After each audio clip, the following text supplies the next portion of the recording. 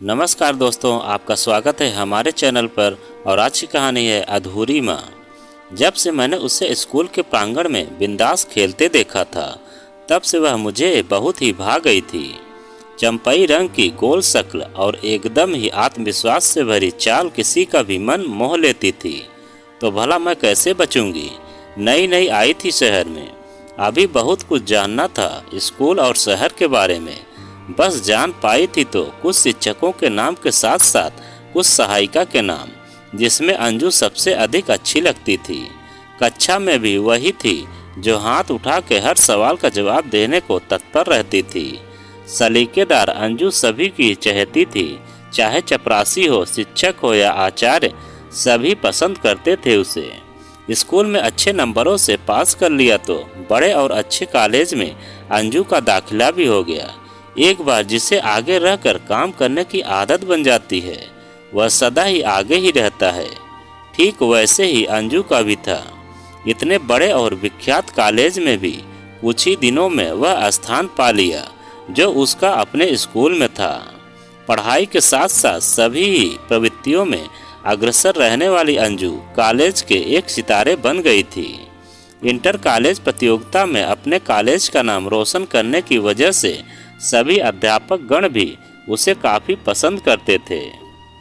ऐसे ही कब कॉलेज के 3 साल निकल गए पता ही नहीं चला। कॉलेज में भी अच्छे नंबरों से पास होने वाली अंजू को सभी पोस्ट ग्रेजुएट इंस्टीट्यूट से सामने से फ़ोन आते थे, वजीफ़ा देने की लालच भी देते थे। लेकिन वह थी कि आगे पढ़ने के बजाय कोई नौकरी करना चाहती थी। इतनी ख्याति पाने वाली अंजू अब कोई अच्छे काम की तलाश में थी, और सही कहें तो नसीब की धनी वह एक बहुत ही बड़े बिजनेस हाउस में जूनियर एडमिनिस्ट्रेटर ऑफिसर की पोस्ट पर नियुक्ति मिल गई। पहले 4 महीने आजमाइशी और बाद में पक्की नौकरी हो गई। दफ्तर में भी उसने बहुत ही ख्याति और मान पाया था। इतनी प्रामाणिकता और सच्चाई से काम करने वाली अंजू एक के बाद एक तरक्की की सीढ़ी चढ़ती गई, और कैसे 4 साल बीत गए पता ही नहीं चला। इस दरमियान उसकी दोस्ती उसकी सहकर्मी टीना से हो गई थी। पक्की वाली दोस्ती, आजकल जैसी क्षणिक या मतलब की नहीं। टीना शादीशुदा थी। उसका 4 साल का बेटा सुधाकर भी था, जो अंजू को भी बहुत प्यार करता था। जब कभी भी मिलना होता तो गले मिलकर बहुत प्यार करता था, और अंजू को भी काफ़ी लगाव हो गया था उससे। इतना लगाव अंजू से सुधाकर का कुछ आश्चर्यजनक तो था ही, लेकिन भविष्य की परिस्थितियों का इंजन था ये नहीं पता था। उदास रहने वाली टीना ने एक दिन जब वे मिले तो अपने मन की बात बता ही दी, और रो पड़ी। रोते रोते बताया कि उसका पति उसको बहुत ज़्यादा ही मानसिक और शारीरिक रूप से प्रताड़ित करता था, जो असहनीय था। लेकिन सुधाकर की वजह से वह सब कुछ अब तक सह रही थी। लेकिन उसका सब्र खत्म हो रहा था, और ममता की मारी और कुछ के लिए सोच भी नहीं सकती थी। अंजू ने उसे सांत्वना दी और सही निर्णय लेने के लिए कहा, और बताया कि वह उसके साथ होगी जो भी निर्णय वह लेगी। कुछ ढांढस बंधने से टीना भी थोड़ी आश्वस्त हुई थी, और थोड़ा मन भी हल्का हुआ था टीना का, और वह उठकर चली गई। कुछ दिन ऐसे ही गुजर गए, और अंजू भूल भी गई थी कि उन सब बातों को, और अपने काम में व्यस्त हो गई थी। एक दिन रात को 1 बजे उसके घर के दरवाजे की घंटी बज उठी। उसने अभी अपना लैपटॉप बंद करके लेटा ही थी। थोड़ा तो आश्चर्य हुआ कि इतनी देर से कौन आया था, क्योंकि उसके दरवाजे की घंटी तो दिन में भी एक आध बार ही बजती थी। वह उठी और दरवाजे के पास खड़ी हुई, और छेद से देखा कि कौन था बाहर। तो टीना की आवाज़ सुन उसने जल्दी से दरवाज़ा खोल दिया, तो सुधाकर के साथ उतरा हुआ चेहरा लेकर खड़ी थी वह। एक हाथ में एक बड़ा सा सूटकेस था, और दूसरे हाथ की उंगली थामे सुधाकर खड़ा था। उसने उन्हें अंदर बुलाया और झटपट से पानी ले आई, और उन लोगों के साथ बैठ गई। उसे देख टीना का सब्र टूट गया और फूट फूट कर रोने लगी। अंजू ने भी उसे रोने दिया। जब थोड़ी शांत हुई तो उसने बताया कि उसके पति आशीष ने आज उसके साथ मारपीट की, लेकिन जब सुधाकर पर भी हाथ उठाया तो उससे सहन नहीं हुआ और वह घर छोड़कर चली आई थी। अंजू ने उसे ढांढस बंधवाई और कुछ खाने के लिए ले आई, क्योंकि इतना कुछ होने के बाद टीना कुछ खा नहीं पाई होगी। टीना तो कुछ खाई ही नहीं, किंतु सुधाकर ने थोड़ा खाया और रात ज़्यादा हो गई थी तो अंजू ने टीना से कहा कि पहले वह सुधाकर को सुला दे, वरना उसकी सेहत खराब हो सकती है। दोनों को अपने कमरे में सोने जाने का कहकर वह खुद बैठक वाले कमरे में लेट गई और सोचते सोचते कब नींद आ गई उसे पता ही नहीं चला। जब कुछ आवाज़ें आई तो उसकी नींद खुली तो सुबह के 8 बज चुके थे और रसोई में टीना चाय बना रही थी। वह बाथरूम में जाकर दैनिक क्रिया से मुक्त होकर टीना के पास पहुंची तो वह चाय और कुछ बिस्किट लेकर बैठक वाले कमरे में बैठी हुई थी। दोनों ने एक दूसरे को देखकर सर हिलाकर अभिवादन किया और चुपचाप चाय पीने लगे। दोनों को भी कुछ बोलने का मन नहीं कर रहा था, क्योंकि बोलेंगे तो वही दर्द की याद आ जाएगी जो टीना सहती आ रही थी।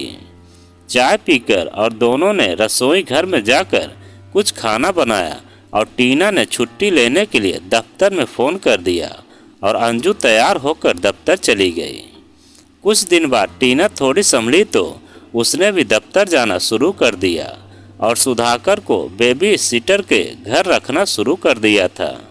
ऐसे ही 1 साल खत्म हो गया। अब सुधाकर भी LKG से पहली कक्षा में पढ़ने जाने लगा। एक और भी हादसा हुआ। टीना अपने पुराने सहपाठी नीलेश को मिली। उसे जानती तो थी ही और 2-4 बार मिले उसके और नज़दीक आ गई और कुछ दिनों बाद उससे शादी करने की सोची तो अंजू ने उसे प्रोत्साहन दिया और उसकी हर हिसाब से मदद की। दोनों की शादी होते ही उन्हें घूमने के लिए पहाड़ों पर आए प्रवासी जगह पर भेज दिया। सुधाकर को अपने पास रखा और एक बहन कहो या सहेली कहो का फर्ज निभाया था उसने। लगभग 8 दिन बीत गए थे। उसके अगले दिन नवविवाहित जोड़ा आने वाला था। सुधाकर भी अपनी माँ के आने की राह देख रहा था। शाम हो गई थी। अंजू टीवी पर एक घरेलू धारावाहिक देख रही थी। बीच में विज्ञापन आया तो उसने चैनल बदल दी और उतनी देर समाचार देखने लगी। जो देखा वह उसके होश उड़ाने के लिए काफ़ी था। मुख्य रास्ते में हुए एक दर्दनाक अकस्मात में टीना और उनके नए पति नीलेश के सपनों की दुनिया तार तार हो गई थी। सड़क पर बिखरे पड़े उनके मृत शरीर के अंगों की तरह दोनों ने हनीमून के दौरान ही एक दूसरे को जान लिया था और उसके बारे में टीना ने अंजू से फ़ोन पर बात भी की थी और अंजू ने उसको नीलेश के साथ आने वाले अच्छे दिनों के लिए शुभकामनाएं भी दी थी। क्या पता था ऐसा अंत होगा, ये नई प्रणय कहानी का जो शुरू होते होते ही खत्म हो गई। उदास सी बैठी रही अंजू अब सिर्फ और सिर्फ सुधाकर के बारे में सोच आ रही थी। उसे कैसे बताना है उसकी माँ के परलोक गमन के बारे में और आगे इसकी जिंदगी को कैसी संवारनी है, यही ख्याल आते गए। अब देखें तो अंजू एकाएक बहुत ही बड़ी और सयानी बन चुकी थी। उसने सुधाकर को अपना लिया था। शायद अपनी नौकरी के बाद सुधाकर का महत्व उसकी जिंदगी बन चुका था। कुछ दिन बाद उसने दूसरे शहर में नौकरी ले ली और सुधाकर को लेकर वह वहां चली गई। अब जाने कौन सा ऋणानुबंध था जो सुधाकर से उसे इतना लगाव होने लगा था। उसकी पूरी जिम्मेवारी लेकर उसे पढ़ाने के लिए, उसके सर्वांगीण विकास के लिए वह इतना प्रयत्नशील रहती थी जैसे वह उसी का बच्चा हो। सुधाकर भी धीरे धीरे टीना को भूलकर अंजू का होकर रह गया था। पूरे 4 साल का हो गए थे सुधाकर को अंजू के साथ रहते और सभी जान पहचान वाले उसे अंजू का ही बेटा समझते थे। अंजू के साथ दफ्तर में काम करने वाले लोग भी यही समझने लगे कि सुधाकर उसी का बेटा है। देखते देखते सुधाकर 9 साल का हो गया। पढ़ने में भी काफ़ी होनहार था तो अंजू भी उसके मानसिक और शारीरिक विकास का पूरा ख्याल रखती थी। उसे प्रतिस्पर्धाओं में भी हिस्सा लेने भेजती थी। खेल प्रतियोगिताओं में भी हिस्सा लेने भेजती थी। खुद व्यस्त होने के बावजूद वह सुधाकर को किसी चीज़ की कमी महसूस नहीं होने देती थी। लोग सुधाकर को उसी का बेटा समझते थे। पहले वह स्पष्टीकरण करती थी, लेकिन अब उसने भी स्वीकार कर लिया था कि जिसे जो समझना है समझते रहें। उसके दफ्तर में एक नई नियुक्ति हुई थी। कोई बड़ी कंपनी छोड़ उनकी कंपनी में आ रहा था। काफ़ी चर्चे थे उसके, जिसका नाम मानव था। कोई उसके व्यक्तित्व की चर्चा करता तो कोई उसकी होशियारी की चर्चा करता था। महीने की पहली तारीख कब आई उसे पता भी नहीं चला। वह तो अपने काम में व्यस्त थी और किसी ने आके उसे बड़ी ही मधुर लेकिन रौबीली आवाज़ में गुड मॉर्निंग कहा तो वह चौंक उठी और हड़बड़ा कर खड़ी हो गई। घबराहट में उसका चेहरा लाल हो गया और उठते समय उसके घुंघराले बाल उसके चेहरे पर बिखर गए और नज़र उठा कर देखा तो एक गोरा चिट्टा ऊंचा लंबा जवान उसके सामने खड़ा था।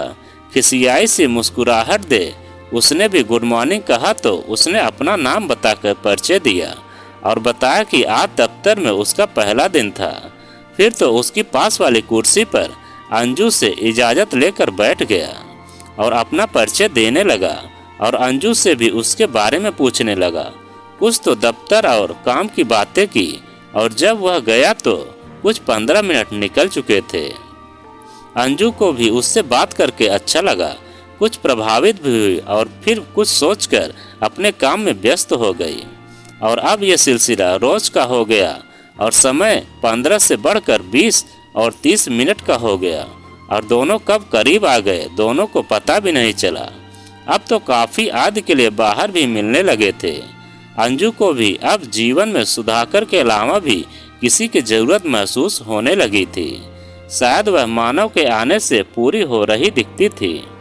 अब वह मानव की ओर से पहल की इच्छा रख रही थी और वह दिन भी आ गया और मानव ने उसे शादी के लिए अपने माता पिता से बात की तो उन्होंने अंजू से मिलने की इच्छा जताई तो वह भी मिलने के लिए तैयार हो गई।